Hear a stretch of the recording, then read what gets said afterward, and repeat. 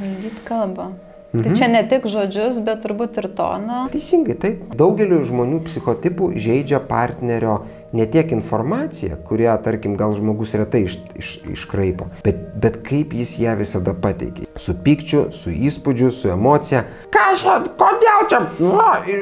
Ir tas kitas žmogus, išgirdęs tokį labiau pakeltą balsą, kažkokį aštresnį toną, pas kai kuriuos psichotipus įsijungia automatinė gynyba. Žmogus net pat nesusimąstęs iškart kerta atgal. Ką tu čia, kodėl tu čia reikia, kodėl tu...